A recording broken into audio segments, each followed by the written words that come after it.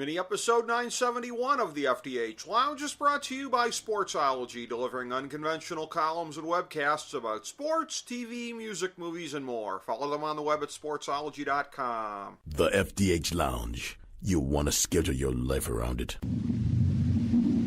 A long time ago, on a gloomy, wet Cleveland spring night, two men stand alone amidst the late-night drizzle. Their voices echo across the vacant station parking lot as they debate the merits of the great American radio show that have been missing for far too long. On that night, an idea was born. That idea became the FDH Lounge.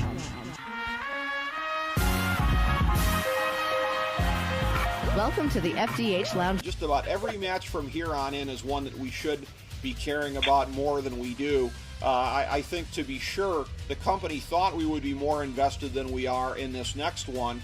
And again, it's not that people don't care, but I think the build-up in a lot of ways has been flat for Kurt Angle and the new prize of the company, Ronda Rousey, against Triple H and Stephanie McMahon. And this is a thing, too, where this is going to tell us a lot about the tightrope that they're walking with Ronda Rousey, because it's going to be a tough thing having women in the division be credible against her, given that she's an actual real fighter who could snap your arm just like that. So if they were smart, they'd be already starting to lay the seeds here for, women using strategy to stay away from her. Maybe somebody like Sasha Banks, when she faces her, she's going to use drop kicks, she's going to stick and move, you don't want to get caught by her. So for Stephanie McMahon, being a particularly tall wrestler, she won't be in heels the way she usually is, but I mean, how much they're going to play that up, and physically the kind of shape that she's in and everything like that, because again, it's not like you can just throw anybody in against Ronda Rousey and think they're going to be credible. I know people are looking at how green Ronda is and being concerned about that. I have the opposite fear of, is anybody going to be credible against a real fighter? And I think, to me, that's the biggest story of the match, even more so than Kurt Angle coming back for WrestleMania, Triple H making another appearance, etc., is how this comes out and what we end up thinking of Ronda Rousey at the end of the night. I agree with you, which is why I think this match is pretty much going to be Triple H versus Kurt Angle, with Stephanie McMahon avoiding the entire time having to face Ronda Rousey. And then when she does finally face Ronda Rousey, spinning back fist or whatever you want to do, a setup move, or that judo toss thing to her, armbar, done. Yep. Quick. I mean, quicker than a hiccup. It's over. And you know what? If Stephanie really wants to be, be a team player, let Ronda pop your arm out of socket. I was going to say, backstage. 2016 was awesome when they did the post-WrestleMania write-out for her. It is a good way to get her off of TV, and I hope that they embrace it there. But this is my argument I've had, and I've posted this, and it bugs me, that when MMA fighters, and Shayna Baszler was just as guilty of this, when they come into pro wrestling, they all of a sudden forget how to do MMA moves. And it's like, dude, you know how to put an armbar on. You literally broke people's arms doing this. Do it for real and just do it. Just don't put pressure on it. But don't do that fake half crap don't tell a wrestling story, tell a fight story. Put it on it and break your damn arm. That's it. That's the match. She's done. And this is the other thing, too. She's not a wrestler, so she shouldn't be able to compete with her anyway. I'm going to segue into the important women's match after this one because of my concern on this. First of all, there's talk that the winner of Asuka v. SmackDown Women's Champion Charlotte Flair, which, by the way, it's been very weird that Asuka hasn't full-blown transitioned to SmackDown with her move there for the title match. That's not like how they did it in the past.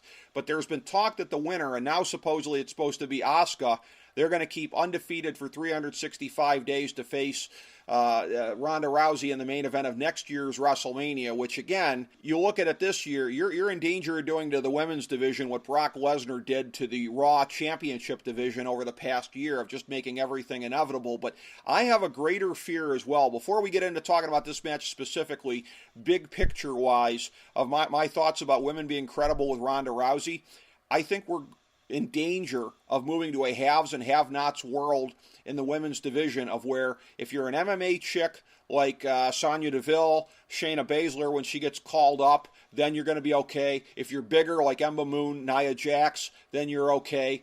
Charlotte Flair because of her height. I think we're going to be getting to a thing here of where you're going to have the quote-unquote monster division, and then you're going to have everybody else being left with the scraps. And the problem is that's stretched across 2 shows. So you're going to have, on average, 2 to 3 women that matter on each show, and the rest of them just basically being glorified jobbers to the stars. I think that's the very real danger, unless they figure out what they want to do with Ronda Rousey. She's the keystone to this entire thing, I think, because they see her as being so important. They need to have her showing enough vulnerability to where people will actually be invested in can she win matches, but do it in a way that's credible. I see your argument on this, and I actually want Ronda Rousey to be the female Brock Lesnar, to the point where she needs a mouthpiece so bad. Like, I want Ronda Rousey to turn heel with a Paul Heyman and her to be Brock Lesnar, where she comes in and does where less is more, where she comes in and does what she's set up to do, book her like a badass, but I don't want her fighting wrestling on Raw every week. I don't want her wrestling on every pay-per-view. I don't want to see that, because then she becomes just another girl, just another thing on the show. Do I want her winning the title? I don't know. Maybe in a year we'll see what's going on and see how much she's developed. You know, if they build Asuka up for 365 days and she's been undefeated for 4 years at this point, then to ever face Rousey, there could be huge money in that, especially if either one is undefeated on the build to it. But on the same token, I see your point. Unless they're going to create like a women's intercontinental title or something, what do they do with everybody else? Because, yeah, there is the haves and the have-nots. And, I mean, one can only assume that the story, let's go with Asuka defeats Charlotte Flair to win the women's championship, then your story for a year is all the other women trying for a shot at the title, and she runs through the entire roster. Because she ran through the women's roster in NXT, she ran through the women's roster on Raw, she runs through the women's roster on SmackDown, and then there's no one left. That's when she gets to the super boss of Ronda Rousey, and then that's for a future discussion is where do you go from there? But we're not to that point. Oh, exactly. I understand what you're talking about with that. And that's the thing where, again, I think the calculation on how this match goes is who they feel is more marketable in 365 days against Ronda Rousey. And the thing to me is that there are very credible arguments to be made both ways. Charlotte Flair, again, with her ability to put on matches, with her own record of dominance that she has shown in the kayfabe sense over a period of time, with her physical stature, she physically matches up well with Ronda Rousey in terms of telling that story. On the other hand, Asuka, again, this undefeated tank machine that just keeps rolling and rolling and rolling. I think it's a coin flip on that part, on who's more marketable going up against Ronda Rousey. Charlotte Flair being Ric Flair's daughter is not to be underestimated in all of this as well, because having Ric Flair in the main event build for next year, because again, I do take them seriously, that they think it's a match that can close out at WrestleMania 35 at MetLife Stadium. So, in the end, I believe it's going to be Asuka, and I think what you do is you move Charlotte over to Raw, and I think Charlotte becomes, God help us, somebody that's used to help build up Ronda over the next 365 days. There are some marquee matches. Maybe that's a big match at SummerSlam right there. That's certainly big enough for that. Maybe it goes on last there. But the loser of this match, I feel like, becomes part of the Ronda build to the next WrestleMania. Do you agree? Absolutely. Because that's a way to give Ronda something to do. Yeah, something substantial. So, yeah, I'm going with Asuka. Do you agree? I agree with that, and, you know, I wouldn't be upset if Charlotte Flair won, but it's one of those things that she wins, people will be all mad. They'll be like, you built up Asuka and you didn't have her win the title? Because they're not thinking that long term, they're thinking right now. Right. And I do think it would be stupid that you build Asuka all the way up and then she loses. Actually, and I gotta say that I kind of biffed this as I was looking at it. When I was looking at matches below the line here, I think that are not plausible semi-main event matches. I missed one. This one does not belong above the line. A thrown-together match here for the IC. The Miz going up against Seth Rollins against Finn Balor. That again. Oh, man, I disagree completely. I'm just That's just a personal thing. Sure. To take the title so I can see the celebration the next night on Raw. Right. He broke the record and dedicated to Monroe Sky Mizanin.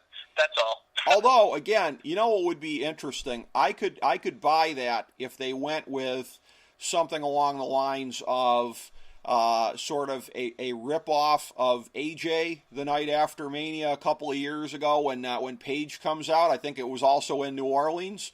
What if Drew Galloway, I don't know if he's cleared, what if he debuts on Raw Monday night, comes out and takes it from Miz in an impromptu match? That would be interesting. That would be interesting. There's one thing I want to bring up on this match. Number one, I'm going with Miz to win. That's my prediction on this one. I used to be when he was in NXT especially, I was the biggest Finn Balor fan.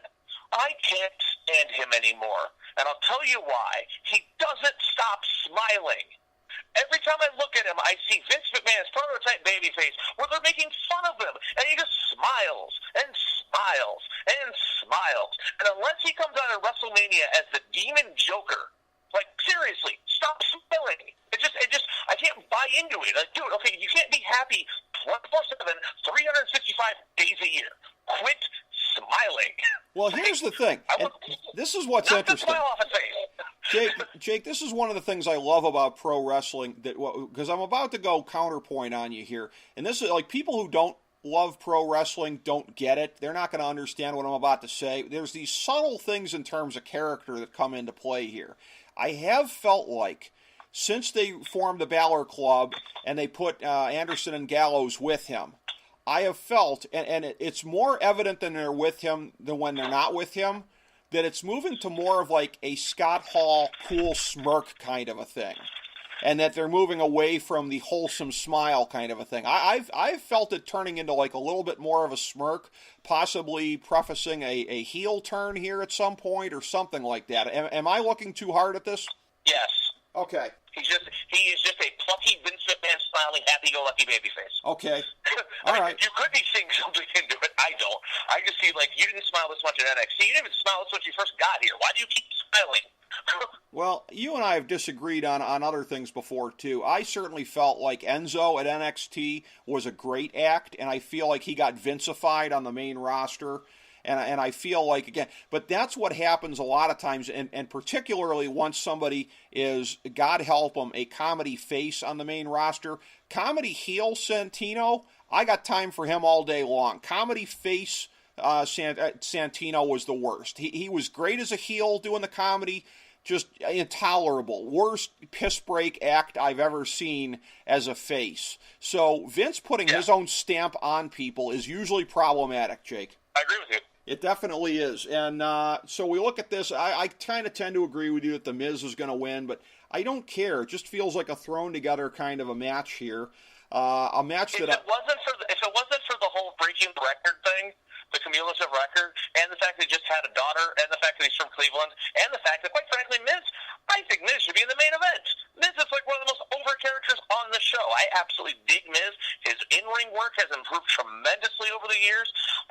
He got too much too soon when he main evented WrestleMania, and I think they should really reevaluate, whether it be a shuffle, whatever it takes, to look to, like, he's been the go-to company guy. And he gets a reaction every week. The crowd cheers him because they want to cheer him, but then he boos him because he realizes if they turned him babyface, he'd just be awful. They've done that. He's terrible in that role. But, like, everything they've done with him, I just think, that if there's anybody who I would like to see have a breakout performance, it's Miz, and I absolutely love your idea. He wins the title. He comes out for Miz TV the next night on Raw. Galloway, whoever it may be, and then he loses it. That would be great. That would be amazing. But here's the thing, though, is that with Brock Lesnar leaving, and we can talk about this one here next, because I want to conclude by talking about the two matches I'm actually looking forward to the most. But with Brock Lesnar leaving, there's still going to be an issue on the one show that Braun is on, and I think that's going to be Raw, because Raw is always the show they're going to prioritize, is that it's a little bit of the thing I was talking about with Ronda Rousey, is that if you have a champion like that, there's a ghettoization between haves and have-nots. Look at the guys who got the title shots the last year against Brock Lesnar. You were never going to see The Miz get a title shot in that climate. Finn Balor, who should have gotten a title shot, didn't, because of the perception of being too small. So it's an interesting balancing act that they're going to have with Braun Strowman going forward. But at least with Roman Reigns being the champion here, for as much as we complain about the Super Cena booking and, his fourth coronation in a row at WrestleMania, or what it's supposed to be anyways, because 2015 wasn't, but yet another Roman Reigns coronation, at least he is portrayed as a mortal man, unlike Brock Lesnar, unlike, for the most part, Braun Strowman. And if we're going to look for a silver lining in this particular dark cloud of forcing this moment yet again, and forcing with a capital F is certainly the way to phrase this, at least there's that, is that you have it on somebody where Roman versus Miz, hey, you've done that match, and Miz has beaten him. It does open it up to more of the rest of the card, which is the way that it should be. It shouldn't be that every guy on the card would look legitimate against the world champion, but more than 2 or 3 or 4 guys should look like they have a chance against the world champion. Yes, I agree on that. So we're going with the, I'm going to throw this out here. So my real prediction is, because the WWE doesn't have the cojones, the grapefruits, as they say, to do what I would do in this situation. Roman's going to win the title, okay? That's where my head's at. My heart, if I was, again, given the opportunity to do this, knowing Brock Lesnar is leaving, I'd have him win. I'd have him keep the Universal Championship and leave and go to the UFC with the Universal title. Twofold reason why. Number one, you want to get Roman Reigns over as a sympathetic babyface. You're trying to get him over as a babyface. Him winning the title, no one's going to. They're all expecting that to happen. So if he doesn't win, the crowd's going to be like, oh my God. And you have an entire build-up to Roman Reigns didn't get the job done. He was the one that was supposed to save the company, relinquish Brock of the title, and he didn't do it. Brock takes the Universal title with him, which quite frankly is a stupid name and an ugly belt. Let it be. Yes, Brock, yes. bitch. Take it with him. It's gone. It's just gone. It's just his. You can because it depends on what they do with the reshuffled brand split. You could either reintroduce the World Heavyweight Championship, or you could just have the WWE Champion be a traveling champion, like the O2 idea was with the brand extension. Now, mind you, it sets up the fact that, you have feuds for Roman Reigns coming out of it where, like he recognized that he didn't get the job done. And he's kind of like, hey, he was supposed to be the chosen one, the hand-picked guy to do it, and he didn't. And when Brock Lesnar eventually comes back, 'cause let's face it, he's 40 years old. He ain't going on a massive run in the UFC. Let's just be real about that. Right. And especially with the money there. When Brock comes back, he comes back with his belt. And it's just like, oh, yeah, look at that. He's back. And he's got his championship that he never lost in your big money match with whoever the WWE champion is right there. And then you can do whoever that is can beat Brock, and Brock can go off into the sunset and retirement. It's just something different. Because it's a foregone conclusion. Everyone knows Roman Reigns is going to win. So could you imagine that an arena, if it doesn't, it would almost replicate the streak. Except for they wouldn't be quiet. They'd be like, oh my God, and they would go nuts. It would get such a babyface reaction. And so, like, they realize, wait, Brock Lesnar's taking the title, and he leaves. And then that's why you can't main event with it. Paul Heyman just goes, fine. Brock Lesnar quits. Bye. And he leaves. That's the thing, is that that's why I don't agree, because you're sacrificing everything for that one shocking moment. We've seen this scenario. It's called Vern Gagne putting himself over in his last match to win the AWA championship, and then everybody else looking like schmucks in the promotion, like you're the second best guy. Nick Bockwinkel, the guy who couldn't beat Vern Gagne, hey, you're the world champion. So it's from a promotional standpoint, and you're looking at the long play here, but again, it's a long time, if ever, until... And I'm looking at doing something different. I mean, they don't do something different. We both know this is never going to happen. I mean, right. Roman Reigns is going to win. Right. That's just that. That Roman's going to win, and it's just one of those pucker up and enjoy it because it's happening. But it is something like, if that happened, you can't tell me if that happened, your jaw wouldn't drop if Brock Lesnar somehow wins. And it's just like, okay. Well, and I get, it says that, it puts everyone over schmucks. But if he's going back to fight in the UFC and he's got the title with him, I mean, I don't see any of those other guys going to the UFC. True. That's the end-all, be-all. But it's just, just food for thought. Like I said, I don't think it's going to happen, but if it does, my God, I look like a genius. Yeah, you called it. There's a clip and save moment if it happens. I'm going to say, too, we've also seen this 2012, the whole thing of The Rock beats John Cena, and a guy who doesn't even wrestle aside from that one match. Of course, he comes back subsequently, but so he's better than John Cena, who's the best of his generation. A year later, they work to reverse that perception, but they struggle in the year between here and there. They had to feed Brock Lesnar to John Cena just to get the stench off of that. Brock Lesnar had to job his first match, albeit, with a chain and an Extreme Rules match, but still, the lengths that you have... The lengths you have to go to, Jake, to get the stench off of a loss like that's why it's not plausible. I love you to death, but I don't... That's the only reason why Roman Reigns could be the one who could take it, because the crowd's already going to crap on him. So you can... Because they're not booking this as, from, again, talking to a friend, they're not booking this as traditional babyface. They want... Every time those fans boo Roman out of the building, it's intentional. Right. They want you to boo him out of the building. So what better way to do that than him come out like, hey, man, I gave it my all. Even, hell, have Brock cheat. That'd be even funnier. Right. Be like, what? Like, he had it. And then, whatever. This is fantasy booking. It's probably never going to happen anyway. Changing things up a little bit. Whoever the next champ is looks like a schmuck. Again, I love you to death, but I don't co-sign on this one. I actually think what they're going to do is the lesser of two evils, but... Again, the lesser of two evils is still an evil, as guys who have voted third party as often as you and I will say. So, that's our thoughts on it. The only way the next champion doesn't look like a schmuck, if it's someone like a Finn Balor or someone who never got an opportunity at Brock Lesnar. That's true. That's the only possible way they wouldn't look like a schmuck. Just to play devil's advocate on that, because then their argument is, well, you never gave me a title shot in the first place. If you did, I would have beat you. I think Finn Balor would have to go full chicken shit heel with the Balor Club to do a Brock Lesnar was dodging me gimmick. I just threw his name out there. Yeah. I was going to say, he could only say that in a heel context. He'd have to go heel if he claimed that Brock Lesnar was dodging him from getting his rematch, but... let's take a look at, again, what is obviously the better of the two championship matches, and one that I keep having a recurring nightmare is going to be slotted into 8 minutes on this interminable show, and that being the dream match of AJ Styles, Shinsuke Nakamura for the WWE Championship. Which, as you pointed out to me off air, not the first time that they've met, but that has not been acknowledged in the build-up at all. It's just been, we were both over in Japan, we've both built worldwide reputations, yada, yada, yada. So they don't want to admit that this is a Wrestle Kingdom rematch. It's not even the first time they've wrestled on a huge dome show, as far as how that goes. But there was talk, and I'd heard this in a shoot interview, that, and again, Vince has been very slow on the uptake on a lot of things with these guys that have come in the last couple of years. Vince didn't think that the crowd would recognize AJ Styles in the Royal Rumble in Orlando when he came out.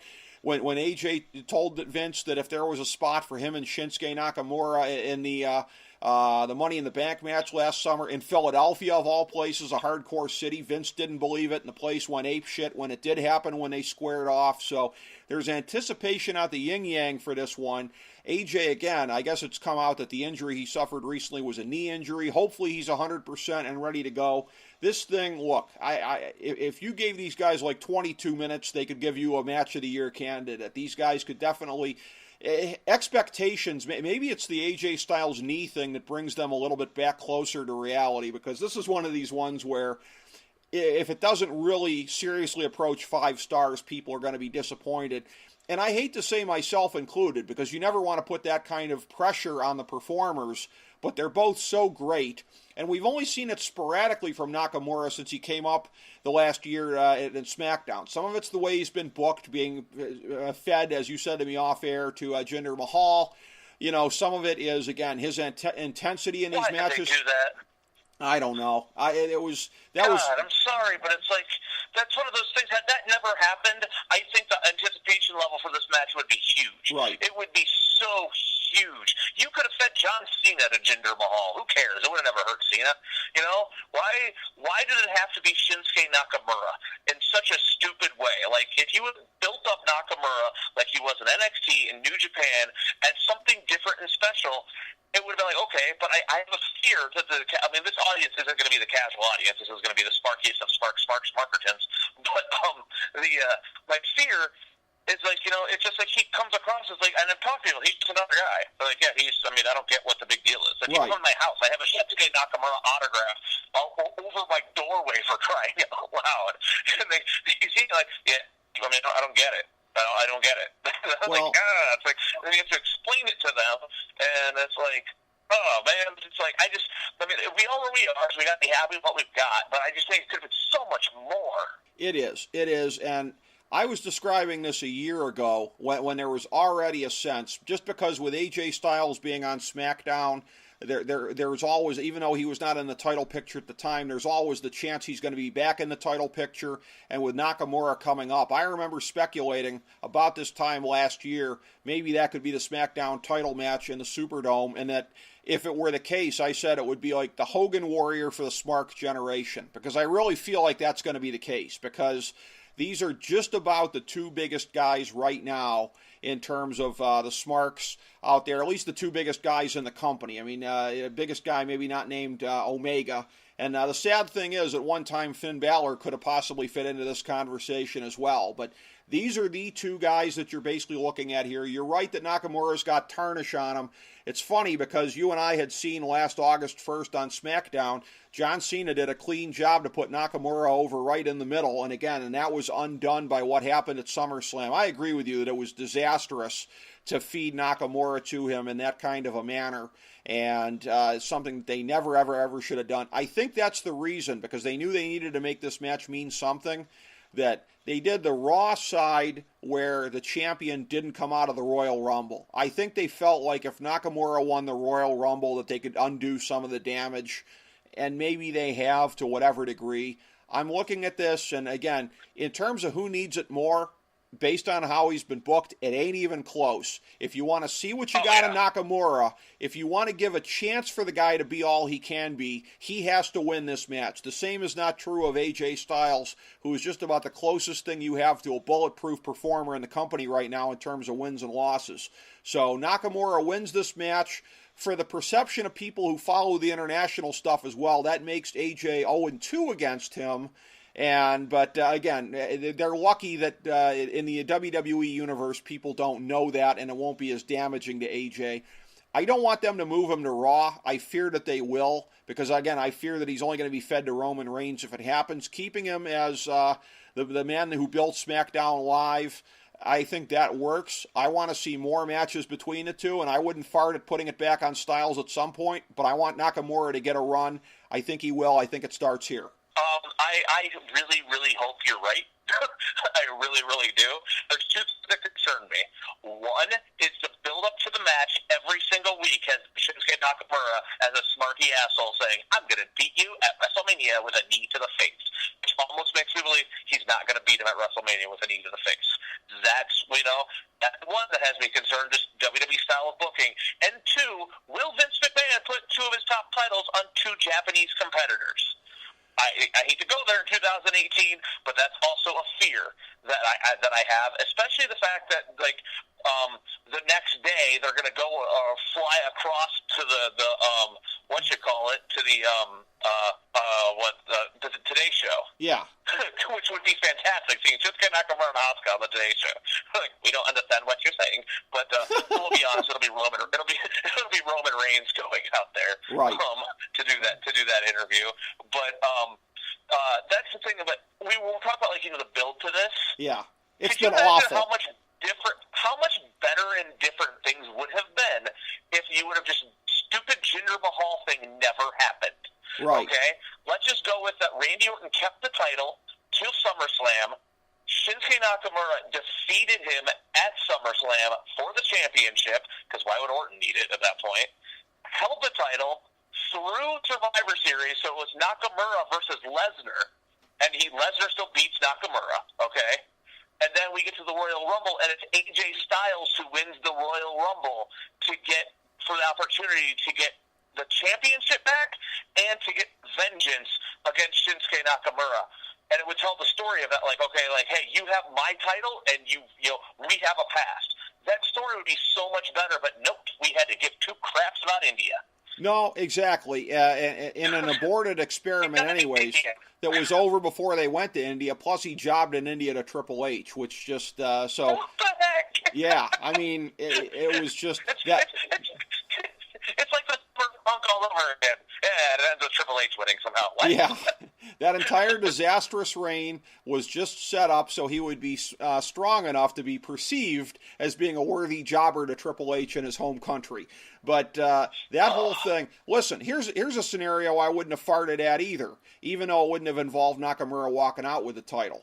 Nakamura wins, Baron Corbin still has the suitcase, blindsides him with the suitcase, pins him in Brooklyn. He becomes a nuclear heel to Smart Mark Nation in one of the smarkiest arenas in the country. Nakamura chases to get the belt back that he's already won. I wouldn't have farted at that either. I wouldn't have either, but apparently Baron Corbin studies concussion protocols and he can't have the belt. Yeah, that's what you get for saying bad things about Dr. Maroon. We're going to take the briefcase off you, which, by the way, to circle back around to that, we're in a position where I think they've booked themselves into a corner where they have to go 0 for 2 on briefcase cash-ins this year. As much as they're teasing Carmella being a part of Asuka and Charlotte, Carmella's not sniffing that belt because the winner needs to be kept strong for Ronda the next year. They're going to be 0-2. I would like to see the Carmella do a field cash in the on Asuka at WrestleMania. That'd be kind of cool. She's going to make her have to have like a brutal match. And she's going to make her, because they could sell that where it's like, looks like she's worked on her leg or something the whole match. Asuka barely sneaks out winning Charlotte Flair. She's beat down, wins the title, holds it up in her moment, and then SABU, and she comes running down and is like, oh my God, this is happening. Cashes it, hits her with the briefcase, cashes it, and still loses. Doesn't do anything for Carmella, but let's be honest, is Carmella going places? Yeah. No. Listen. That's one of those, I'm sure 200 days ago they might have had a plan for her, but ain't nothing now. They already did that. It's called John Cena versus Sandow, and it was pretty much the end of his career when John Cena, with one arm, beaten down severely, still beat him with no problem with the FU. So that was a thing where, again, I just thought I'd mention that there, too. They've booked themselves into a corner. They might as well cancel Money in the Bank this year because the winners from last year are going to be 0 for 2. You know, good luck selling the whole thing of the winner is almost guaranteed to win the title. Yeah. Well, they can do that because it has happened like 90% of the time. Well, that's what they're going to have to do. They're going to have to go to the old statistical log. Like, it's happened 23 out of 26 times or whatever it's been. You know, they're going to have. Quite honestly, everybody kind of moaned and complained about, it's like it's unoriginal, because it just kept being the same thing over and over and over again. Right. And this would be something different. The Baron Corbin one was just stupid. That was so dumb. It was just a punishment that was just dumb. But as far as like Carmella, her trying, and again, the whole idea to get everybody in the card, so get Carmella on the card at WrestleMania, and I mean, again, not going anywhere. So sorry. Here's something I'm going to mention, and I'm going to be very clear in how I say this. That I had read a rumor somewhere on the internet here, and I believe it might have been secondhand from Dave Meltzer. So I don't know how strong this rumor is or not. I'm choosing to believe it because of how much sense it made. The rumor is that notorious WWE writing genius Ryan Ward wanted Rusev to win Money in the Bank and was subsequently overruled. Now, I say that, and again, I'm going to say in all seriousness, I have never, ever, ever in my life asked Ryan what is coming up. I would never put him in that spot, so I don't know. It certainly didn't come from him. It's something and it's so surreal reading something about a good friend of yours on the internet and everything like that. You're one of the few people who knows what I'm talking about in that regard. So I have no inside knowledge, as it were. I would never put him in that position. And I think he's smarter than to tell me even if I asked him, so I would never strain our friendship by going there. But again, this is just one of those weird kind of things of where I read it, and it's like, yeah, Ryan's a smart guy. That makes sense. It made more sense than putting it on Baron Corbin, of all people, particularly if they weren't going to run with it. But anyways, they didn't. Go ahead. No, I was going to say, I'm kind of glad he got overruled. Yeah, well, because if that would have happened, we would have had Rusev Day, and that actually would benefit Rusev. That has benefited Rusev so much more, at least his pocketbook, from all the merchandise he sold, as opposed to Rusev in the Bank would have. Just my personal opinion. I get what they were trying to do with it, but yeah. You don't think Rusev had that in his back pocket? He would have said that the day that he won Money in the Bank was Rusev Day. We probably would have had it anyways. I don't think Rusev came up with that. I think someone else came up with that for him. And I think they stumbled upon that. Okay. Again, I think you give these guys too much credit as if they come up with a lot of their stuff like that. I don't think a lot of them do. Well, some of them do. Don't get me wrong. But for example, for just throwing this out there, one of the best things ever happened with Chris Jericho was the list. Everybody thinks Chris Jericho came with the list. No, Jimmy Jacobs came up with the list. Well, and it's just one of those things. Here's a good segue. Who are wrestlers who worked an awful lot with Jimmy Jacobs during his time in the company? Guys in the last match here that we haven't talked about yet, and the match that, for as big as AJ and Nakamura is, realistically is being pushed as the main event match from SmackDown, and we don't even know who one of the participants is going to be for certain at this point. I speak, of course, of Kevin Owens and Sami Zayn. They are taking on the returning hero Daniel Bryan in the arena where he had his greatest night in his career 4 years ago. At WrestleMania 30, and a partner to be named later. They're still saying Shane Douglas, or Shane Douglas. Listen to me. It's been a long show. Shane McMahon. Yeah, you can tell I'm tired after an hour and a half. Shane McMahon, but it's a thing where for a guy who supposedly has the same kind of intestinal issues right now as plagued Brock Lesnar when he was doing MMA, he would be beyond idiotic. How weird is it that Daniel Bryan is not the half of a tag team that shouldn't be medically cleared to wrestle? That's sort of a bizarre thing. Welcome to 2018. But Daniel Bryan... Very, very weird. Yeah, Daniel Bryan has clearance. Shane McMahon doesn't. As has been pointed out to me by my good friend, fellow FDH Lounge dignitary Ron Glasnap, if the WWE wasn't so locked into this whole Cena and Undertaker thing, you could always do Cena, the whole Bella Bose last-minute thing here of where he's Daniel Bryan's partner in this match and coming in. So we're looking at potentially 2 mystery partner scenarios at WrestleMania at this point. Again, you've got 2 potential Japanese champions on the same show, both in face versus face matches. You're looking at 2 mystery partner matches potentially, albeit it would be one from each show, but still 2 mystery partners on the same show. Potentially. Well, one show here. copies the other all the time, so that would make sense. Well, exactly. So it's a weird kind of a dynamic here. I think the one thing that you can predict is Daniel Bryan making the hot tag, Daniel Bryan getting the big pop, and this is going to be a match that, again, is going to be just about impossible to follow, because in looking at it here, again, it always makes me laugh when defenders of Roman Reigns will talk about, there are no organic baby faces anymore. It's not like people just get behind anybody. Yeah, look at Daniel Bryan's return on SmackDown. He's the biggest baby face in the company by a factor of 10. I mean, as much as the people love AJ Styles and to a lesser amount Nakamura and some of the rest of them, it's Daniel Bryan and everybody else. So Owens and Zayn, there's a way to do this of where they go back to Raw afterwards because of the superstar shakeup is supposed to be looming, so they could end up going back to Raw. You get out of the stipulation that way. Don't know who Bryan's partner is going to be. Potentially, this is just a rumor. I've heard that they do it as a handicap match. Bryan overcomes the odds. I'm not sure I like that because I think it risks burying Owens and Zayn. Although you could kind of go with the whole thing of like Daniel Bryan is unbeatable in the Superdome. He beat the Extreme Odds previously, and he did. If you look back at the way they set it up 4 years ago, you could kind of play a repeat off of that. I'm not sure how you do it in a way that doesn't bury Owens and Zayn going forward, though. So hopefully they do it with a partner. Hopefully Shane's healthy enough, but that doesn't appear to be the case. Shane's healthy, because then you could go multiple ways with this. Uh-huh. If Shane's healthy, you could have him do the thing where Daniel Bryan gets a hot tag, and Shane McMahon's, it's very limited. He comes out there, yes, everyone's happy. He gets the insane babyface reaction of the night. Everyone's going absolutely bonkers, and everyone's so happy to see Daniel Bryan back. And it's like, yay, it's such a happy-go-lucky moment. Again, or we could do the Jake Digman insane fantasy booking where Rick Morris craps on him as soon as he says it.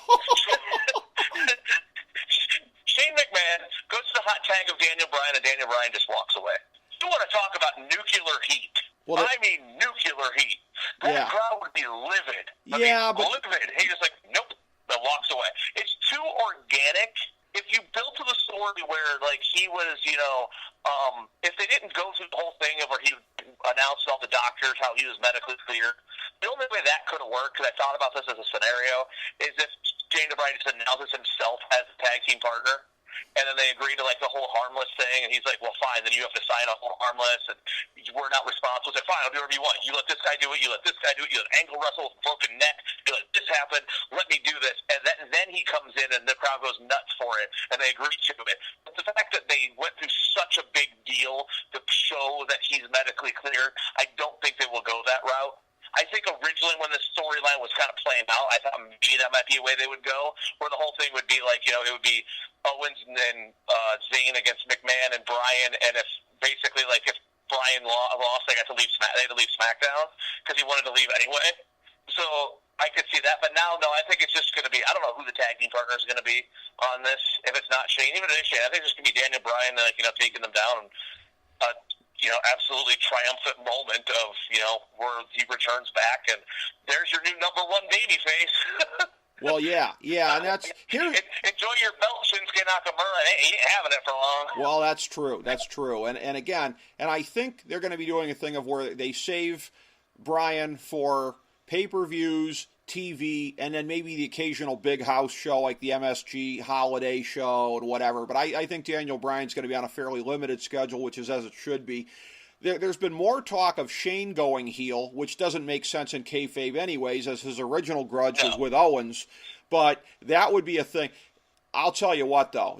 You try and turn Daniel Bryan, I think it's a repeat of WrestleMania 28. Dave Meltzer likes to talk about the dichotomy of heat on the promotion, heat on the wrestler. That's heat on the promotion, bro, just like WrestleMania 28 when the whole place was chanting yes, yes, yes the next night when the company had them lose in 18 seconds. The crowd cannot be brainwashed to boo Daniel Bryan, regardless of who he sides with. He'll friggin' turn Owens and Zayn babyface before he goes heel for that. I think he already did that. He may have. And that's, I just think, again, that's not going to be the way that it goes. But again, it's an interesting take on it anyways, but yeah. And up until this past week, I would have leaned towards that. Yeah. Just because, just because. And the whole thing being like, the speculation would be like, is he even cleared? Is he not cleared? Is he going to wrestle? What's he going to do? If they would have kept his clearance being like a hush-hush, then you could get away with it. But now that everybody knows, no, he's got to come back as a triumphant babyface. We're also just dicks. Well, here's the thing, too. And I'll leave you with this as we're going full circle on the show here.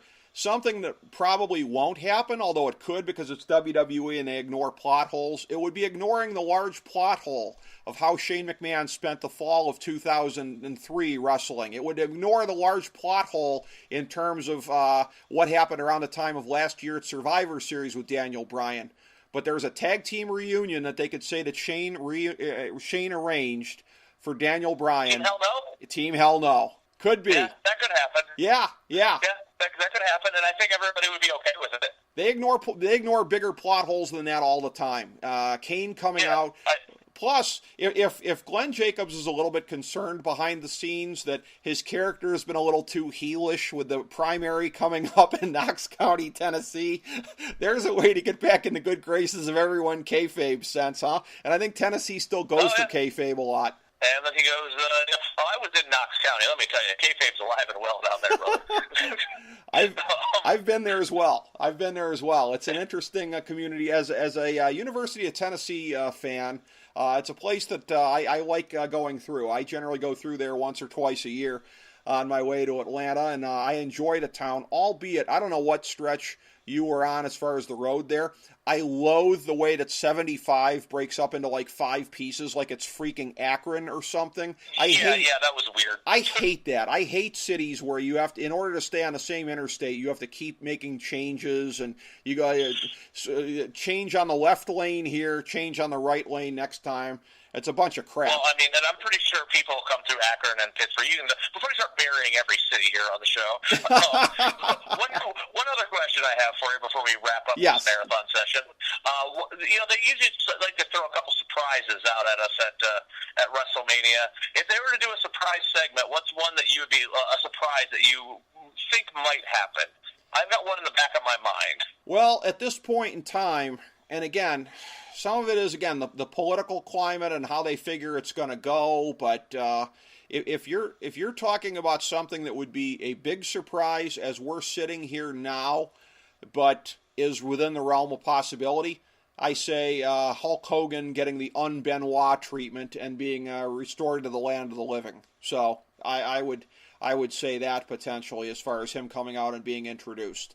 Don't expect it, but if you're saying big surprise, I mean, look, I already said I expected Rey Mysterio to be in one of the matches there, one of the feature matches. So that I've already given you a big one with Ray, but this would be bigger than that just because you mentioned Mark Henry on Busted Open recently here. Mark Henry's come out against it somewhat, or at least somewhat strongly. So politically, I don't know if it's a great notion, but Vince goes by his gut anyways. I'll say Hogan coming out and being readmitted to the land of the living if you're looking for a big one. Okay, if Hogan's on the show, okay, there's only one thing I want him in, right?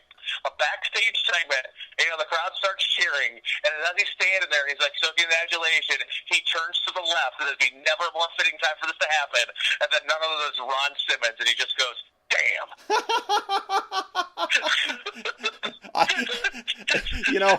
That would be my take on that. Now, as far as, like, the one head did not involve Hulk Hogan or any political climate, the one guy who kind of makes a surprise appearance every once in a while, except for last year, our good friend The Rock.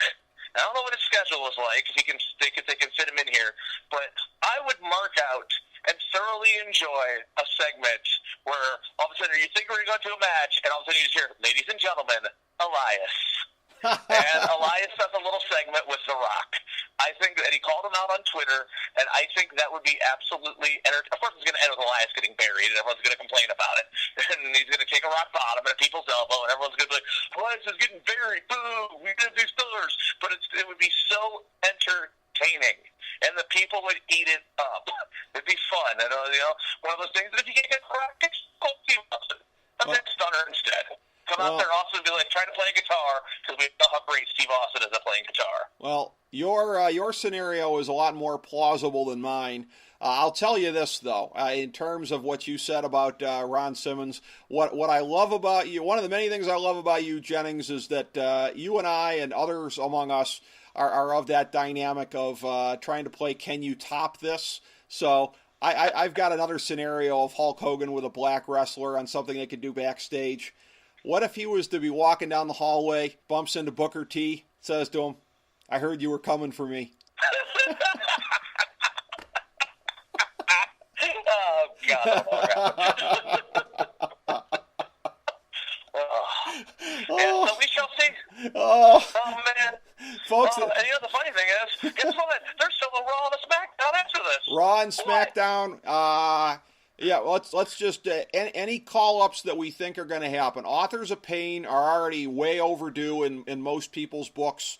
I think they're going to come up. They feel like a Raw tag team to me, which is great because I would like to keep them away from the Revival. I feel like the Revival could get a good chance for a reset if they move to SmackDown. As our boy knew how to book them at NXT, and I think you could basically see that happening again. So I'm going to say AOP on Raw.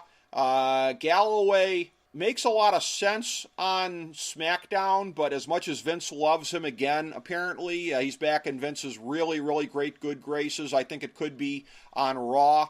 If that's the case, I'm not sure who goes to SmackDown. Very possibly Ember Moon, although I think she should not be on the same show as Asuka because she's already been established storyline-wise as Asuka's bitch. So, given that Asuka, if she wins the title, is not going to lose for the next year, the last thing you want is Ember Moon doing jobs to her again immediately on the main roster. So, Ember Moon probably to Raw.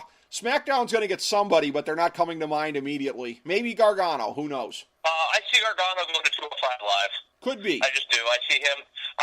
There could be a couple guys that get influenced into 205 Live. I see SmackDown getting Andrade Cien Almas. Yes, that makes sense. Yes. Him coming in there. And then one other guy that's probably like, it would be great because, Sanity? Yes. They've been teasing them coming up for a long time. Eric Young isn't going to learn anything else in NXT. Right. They kind of got Chris Hero playing that he's never getting promoted. If he gets promoted, it's going to be like that's the end of everything because he's a fat guy and getting promoted. Right. Although, I just I could see Vince giving him a gimmick of sort of like doing the Akeem thing of like a white guy who thinks he's a Samoan. Oh, okay. Oh, man. Those are the only ones that everybody you said, and then like maybe the Sanity faction pops up on SmackDown to run amok for a couple weeks before they get jobbed out I would love to see that because, again, SmackDown's the one show, especially now that Mixed Match Challenge is coming to an end, and hopefully there's going to be, shall we say, stronger pencil action coming our way here in terms of being able to turn our boy loose full-time on that. SmackDown, by default, is always the show that I'm more kind of looking forward to. I will say this, that again, in a lot of ways, because the company runs year to year off of WrestleMania, so I guess I'll make this sort of my last point, is that I feel like, because people talked again about what a great 2016 it was, ironically coming off of that piss-poor WrestleMania, but that how they recovered from there, all the things that happened from there in 2016 into the first part of 2017, I feel like 2017 was a lost year on both shows. The whole thing of Brock as absentee champion who only periodically resurfaced stifled Raw. I don't think you can have a strong show if your main event scene, which by definition revolves around the world title 9 times out of 10, is not good. And I feel like SmackDown, for all the talent on paper that they had in the last year, the Jinder thing just killed it. And I feel like they've been sort of slowly recovering since Jinder dropped the title. But again, I feel like 2018 is getting set up to be a good year going into the next WrestleMania, potentially on both shows. I feel like some of the things that plagued the company in 2017 creatively at the top of the card are not going to be issues anymore. So I think it's going to be a WrestleMania that we enjoy and that I think is potentially going to set the stage for a good thing on both shows. How do you see it? I absolutely hope that on paper this is one of the best WrestleMania cards in a long time. That is on paper. Yeah. It all depends on execution. In theory, it's great. It's an execution is where we always often fail. And I'm going to go the benefit of the doubt that, it'll be, because we're heading into a shake-up and different things, but unfortunately I have a wait-and-see mentality. We'll just have to wait and see. Who can blame you based on how things have gone? I mean, exactly. Shame on you. 705 times, shame on me. Exactly. So we'll have to see how it goes. But as is always the case, and dating back to the old Sports Talk Network, guys, when you and I were the fifth Beatles on the single greatest pro wrestling show of all time, Sunday Night Submission. Although, again, I will say Squared Circle Gazette, shout out to my friend Liam O'Rourke and the guys, because I feel like, again, that is pretty much a Sunday Night Submission clone as far as quality and how great they are. So I feel like the greatness of that show has been equaled, even if it will never be eclipsed. What those guys are doing, and Liam O'Rourke, by the way, props to him for being a Wrestling Observer newsletter winner with his book of the year, the excellent biography that he had of Brian Pillman. But again, you and I were the fifth Beatles on the greatest pro wrestling show of all time, Sunday Night Submission. So you and I have been doing this for a long time, my friend, and it never gets old. It's a pleasure talking wrestling with you like it is with few other people on God's green earth, my friend. Thank you so much for being available. Oh, my pleasure. It's a great time, and I look forward to it. All right, my friend. We'll see what happens at WrestleMania 34. We've taken you through the entire week.